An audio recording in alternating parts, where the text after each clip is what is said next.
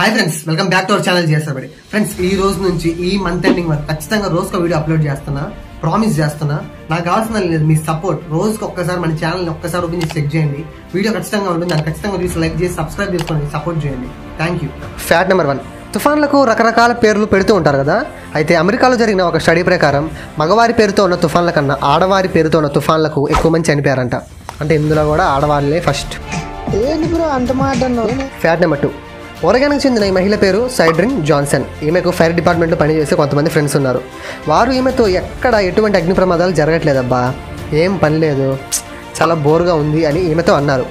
అప్పుడు ఈమె ఒకరోజు తమ ఫ్రెండ్స్కి పని కల్పించాలని ఒక అడవికి నిప్పు పెట్టింది.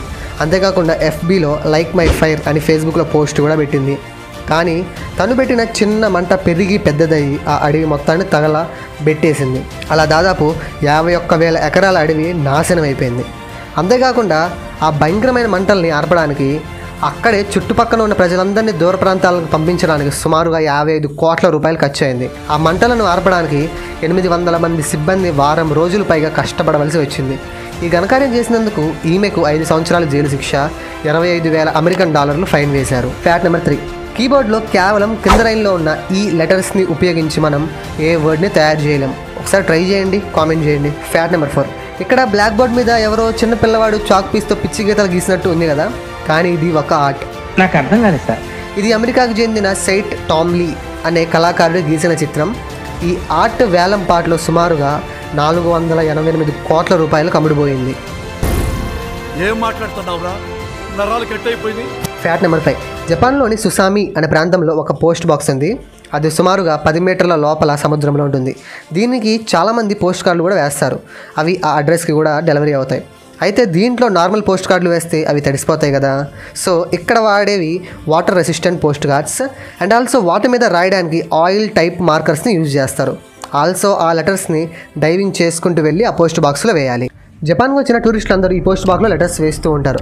అలా ఇప్పటివరకు ఇందులో 38,000 పోస్ట్ కార్డ్స్ వేయడం, పంపించడం జరిగింది. మట్సుమోటో అనే పోస్ట్ మాస్టర్ తన చిన్న ఊరికి ప్రపంచవ్యాప్తంగా గుర్తింపు తీసుకురావాలని అనుకున్నాడు. అందుకే ఇలా ఏర్పాటు చేశాడు. ఇప్పుడు ప్రపంచంలో అత్యంత లోతుగా ఉన్న పోస్ట్ బాక్స్గా దీనికి గిన్నీస్ బుక్ వరల్డ్ రికార్డు ఉంది. Fact number 6, can I ask you A question? నేను నిన్ను ఒకటి అడగవచ్చా అని ఎవరన్నా మనల్ని అడిగినప్పుడు ప్రపంచంలో ఉన్న 99% మంది భయపడతారని ఒక సర్వేలో తెలిసింది. మరి మీరు కూడా భయపడ్డారా? ఫ్యాక్ట్ నెంబర్ 7, చైనాలో రియల్ ఎస్టేట్, ఇన్ఫ్రాస్ట్రక్చర్, టెక్నాలజీ వంటి రంగాల్లో వస్తున్న మార్పుల వల్ల ప్రతి 5 రోజులకు ఒకసారి చైనాలో ఒక బిలియనీర్ తయారవుతున్నాడు. ఫ్యాక్ట్ నెంబర్ 8, న్యూజిలాండ్లో SPCA అనే ఒక ఆర్గనైజేషన్ డాగ్కి డ్రైవింగ్ నేర్పిస్తుంది. సుమారుగా 2 నెలల పాటు ట్రైనింగ్ ఇచ్చిన తర్వాత ఈ కుక్కలను డ్రైవింగ్ టెస్ట్ కూడా పాస్ అయ్యాయి. కారులో ఉండే బ్రేక్, యాక్సిలరేటర్, గేర్స్ వాటి కాళ్ళకి అందే విధంగా కార్ని స్పెసిఫిక్గా డిజైన్ చేస్తారు. కారు నడుపుతున్న ఈ కుక్కల వీడియోస్ ఇంటర్నెట్లో అప్పట్లో బాగా వైరల్ అయ్యాయి. అందుకే వీటిని అడాప్ట్ చేసుకుందామని కూడా చాలామంది అప్పట్లో ట్రై చేశారు. ఇప్పటికీ కొంతమంది దగ్గర అయితే ఈ కుక్కలు ఉన్నాయి. Fact number 9, ఎడర్మటాల్ఫియా. ఇది చాలా అరుదుగా వచ్చే ఒక జెనెటిక్ డిసీజ్, అంటే జన్యుపరమైన వ్యాధి. ఈ వ్యాధి ఉన్న వాళ్ళకి చేతి వేళ్ళకి వేలు ముద్రలు ఉండవు. ప్రపంచం మొత్తంలో ఈ వ్యాధి ఉన్నది కేవలం 4 కుటుంబాలకు మాత్రమే. అయితే దీనివల్ల ఎటువంటి ప్రమాదం ఉంటుందా అంటే అలా ఏం లేదు. కేవలం వారి చేతికి వేలి ముద్రలు ఉండవు, జస్ట్ ఫ్లాట్గా ఇలా ఉంటుంది అంతే. ఫ్యాక్ట్ నెంబర్ 10, 2006లో ఒక మహిళ న్యూయార్క్లో కలలో ఒక వ్యక్తి బాగా కనిపిస్తున్నాడని సైకియాట్రిస్ట్ దగ్గరికి వెళ్ళి కలిసింది.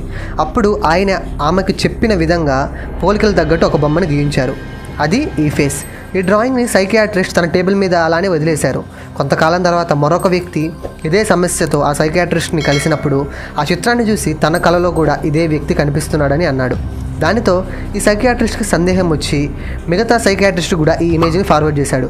ఇప్పుడు ప్రపంచవ్యాప్తంగా అంటే Los Angeles, Berlin, Beijing, Rome, Paris, New Delhi, Moscow ఇలా అన్ని ప్రాంతాల నుండి ఈ ఫోటోలో ఉన్న వ్యక్తిని కళల్లో చూశాం అని 2,000 మందికి పైగా చెప్పారు. అసలు ఈ వ్యక్తి ఎవరు, ఎందుకు ఎంతమంది కళల్లో కనిపించాడు అనేది ఎవరికి తెలియదు. ఇప్పటికీ ఇది ఒక మిస్టరీయే. ఈ వీడియో మీకు నచ్చినట్లయితే లైక్, షేర్, సబ్స్క్రైబ్, కామెంట్ మొత్తానికి ఏదో ఒకటి చేయండి.